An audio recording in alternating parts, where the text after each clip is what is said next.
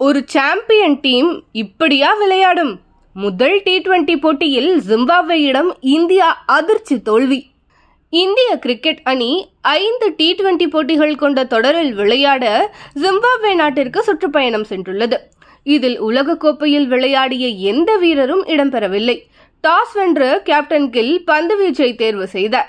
இந்தியாவின் வேகத்தை சமாளிக்க முடியாமல் இன்னசென்ட் முதல் பந்திலேயே முகேஷ் பந்தில் வெளியேறினார்.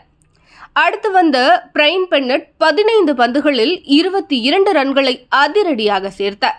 இதில் 5 பவுண்டரிகளும் அடங்கும்.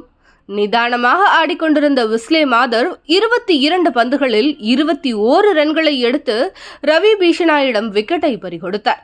இப்படி அடுத்தடுத்து வந்தவர்கள் பிஷ்னாயின் சுழலில் சிக்கி வெளியேற 20 ஓவர் முடிவில் 115 ரன்களை மட்டுமே ஜிம்பாப்வே அணியால் சேர்க்க முடிந்தது.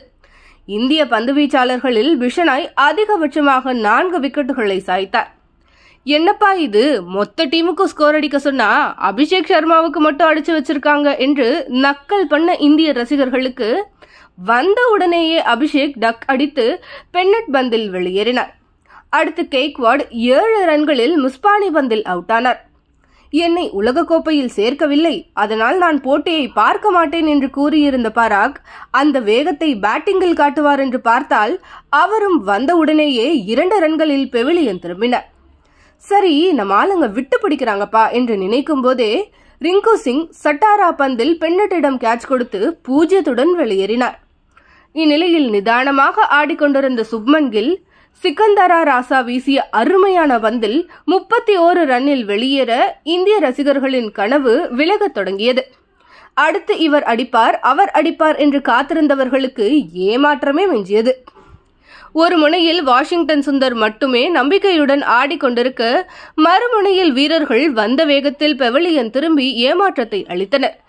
இறுதியாக 19.5 ஓவரில் அனைத்து விக்கெட்டுகளையும் இழந்து 102 ரன்களை மட்டுமே இந்தியா எடுத்து தோல்வியை தழுவியது.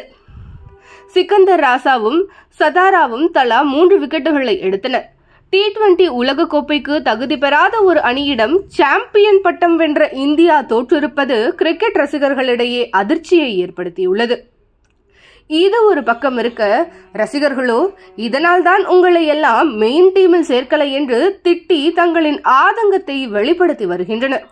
இன்னும் 4 போட்டிகள் இருப்பதால் நிச்சயம் இந்தியா மீண்டும் வெற்றி பாதைக்கு திரும்பும் என்று நம்புவோம்.